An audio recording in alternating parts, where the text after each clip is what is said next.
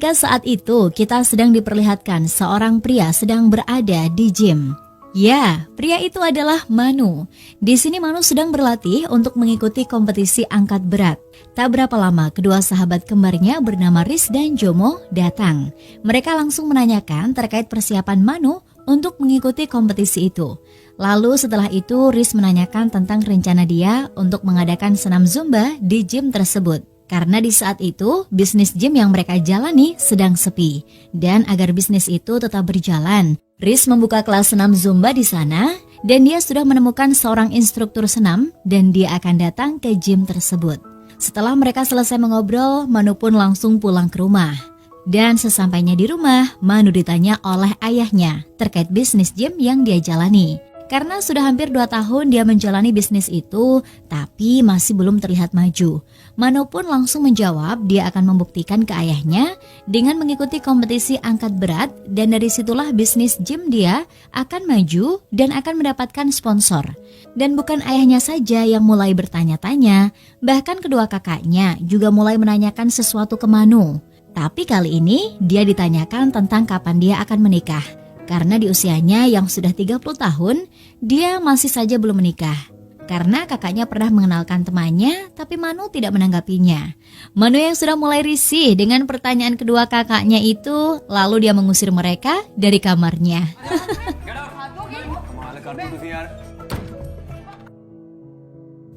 Keesokan harinya, di saat Manu sedang berlatih, tiba-tiba ada seorang wanita yang mendatangi gym tersebut. Iya, wanita itu adalah Manfi.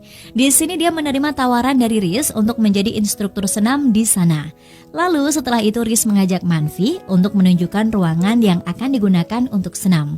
Sedangkan Manu, dia memperhatikan Manfi dari kejauhan. Terlihat di sana Manu terpesona akan kecantikannya. Sesekali dia mencuri-curi pandang ke Manfi. Hal itu terus dia lakukan setiap Manfi mulai mengajar senam di gym tersebut. Manfi saat ini dia hidup jauh dari orang tuanya. Sesekali ayahnya menelpon dirinya untuk menanyakan kabar dan kegiatan dia saat ini. Tapi di balik semua itu, dia memilih untuk jauh dari orang tuanya dikarenakan suatu hal. Hanya ayahnya lah yang sangat menyayanginya.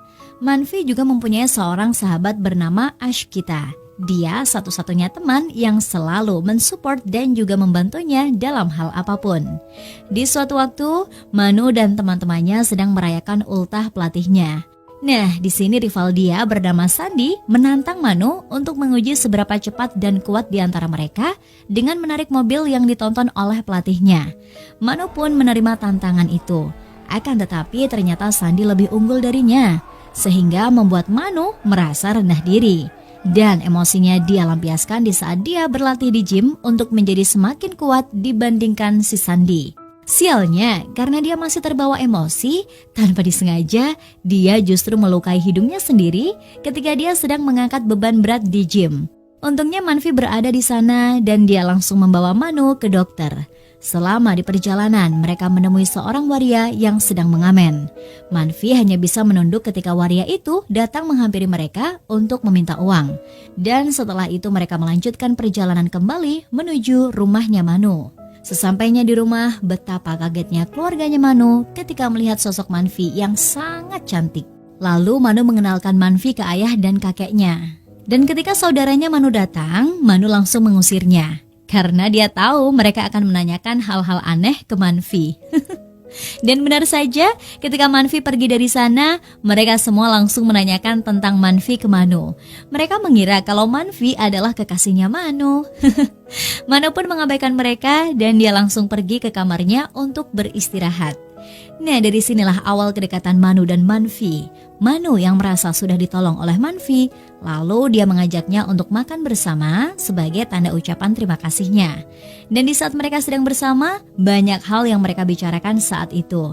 Mereka saling menceritakan tentang dirinya masing-masing. Mulai dari kehidupan masa kecilnya hingga kegiatan yang mereka jalani saat ini. Dari kebersamaan inilah mereka akhirnya semakin dekat satu sama lain. Hingga akhirnya di saat mereka sedang menari bersama, tiba-tiba Manu mengajak Manfi ke suatu tempat. Di sini Manu mulai mengungkapkan cintanya. Manfi yang mendengar hal itu, dia pun ternyata menyukai Manu. Akan tetapi ada suatu hal yang ingin dia sampaikan. Tapi belum sempat dia mengatakannya, Mano langsung mengajaknya untuk bercocok tanam.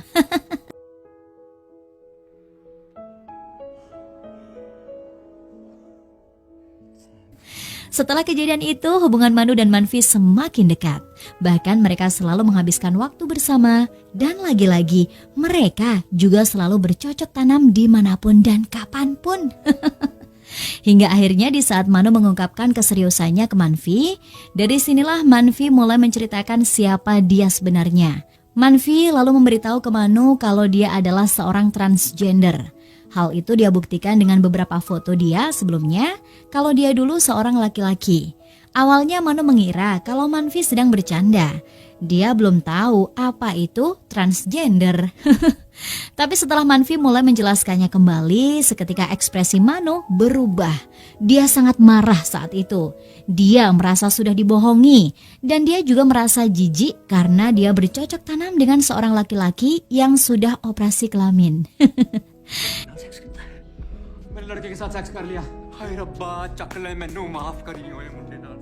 Manfi yang mencoba menenangkan Mano sambil menangis, dia juga berusaha untuk memberitahu kalau saat ini dia bukanlah seorang pria. Walaupun dia dilahirkan sebagai pria, tapi jiwanya seorang wanita. Akan tetapi, Mano yang syok mendengar pengakuannya Manfi, dia langsung pergi dari sana. Lalu setelah itu, Mano langsung menceritakannya ke sahabat kembarnya, Riz dan Jomo. Mereka yang mendengar ceritanya Mano, betapa kagetnya mereka ketika mereka mengetahui kalau Manfi itu seorang transgender.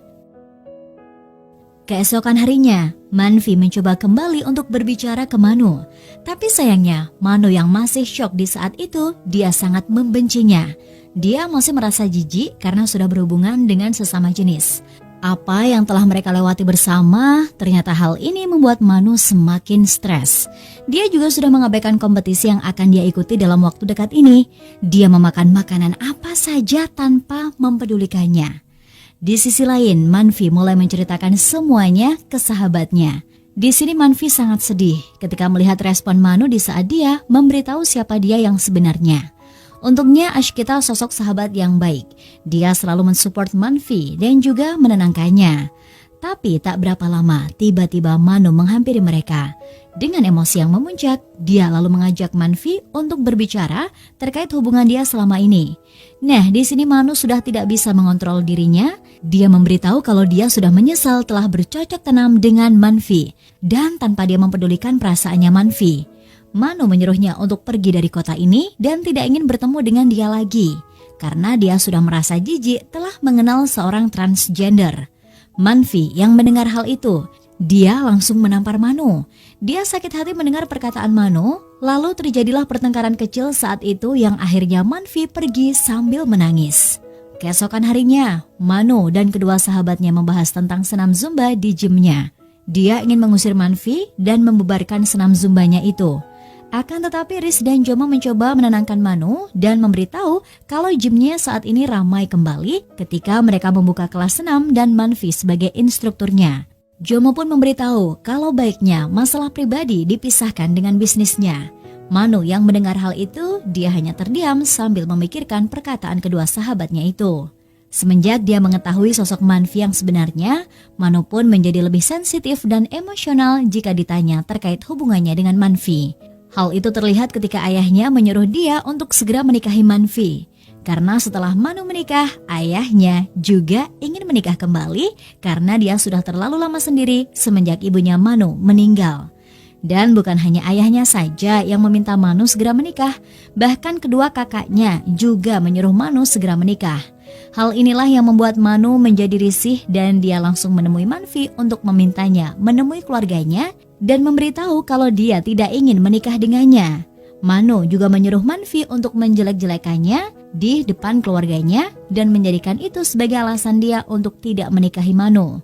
Akan tetapi Manfi yang masih sakit hati atas perkataan Mano yang sebelumnya, dia tidak mau menuruti keinginan Mano untuk menemui keluarganya. Dan dia juga menyampaikan kalau Mano sebenarnya tidaklah bisa menerima kenyataan yang sebenarnya terkait perasaan dia dengan Manfi. Dan dia juga tidak bisa untuk membohongi siapapun kalau dia seorang transgender. Lalu Manfi menyuruh Mano untuk pergi dari sana. Setelah pertemuan dengan Manfi di malam itu, Dilema pun muncul di benak Manu, tanpa dia sadari kalau sebenarnya memang dia telah benar-benar jatuh cinta dengan Manfi. Akan tetapi dia menolak kenyataan itu karena Manfi seorang transgender. Hari-hari yang dilewatinya pun mulai terasa hampa. Entah apa yang akan dilakukannya untuk menghilangkan perasaannya kepada Manfi. Sialnya perubahan yang terjadi dengan Manu ternyata diperhatikan oleh kakaknya. Kedua kakaknya pun merasa curiga dengan perubahan sikapnya Manu. Di sisi lain, ayahnya Manfi tiba-tiba datang menemuinya di rumah. Tapi di sini ayahnya menyadari kalau anaknya sedang bersedih, lalu dia menanyakan permasalahan apa yang dia hadapi saat ini.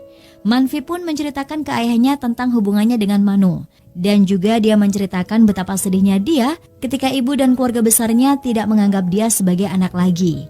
Hanya ayahnya saja yang mau menerima dia sebagai anak dengan kondisi perubahan yang dia alami saat itu. Ayahnya yang mendengar hal itu, dia mencoba untuk menenangkan Manfi dan juga memberikannya semangat. Karena dia tidak akan pernah meninggalkan anaknya dalam kondisi apapun. Untungnya Manfi bisa tersenyum kembali ketika mendengar perkataan ayahnya. Di keesokan harinya, Manu yang terlihat murung selama di gym, dia selalu terbayang di saat dia melewati hari-hari bersama Manfi. Tak tahan akan hal itu, lalu dia mencari tahu terkait informasi tentang transgender di artikel dan video di internet. Setelah mendapatkan semua informasi tentang transgender, Manu pun mulai mencari tahu tentang perasaannya yang menyukai seorang transgender. Di saat itu, dia teringat dengan pengamen yang dia temui sebelumnya. Lalu dia mencari pengamen itu dan mengajaknya untuk mengobrol tentang perasaan dia menyukai seorang transgender.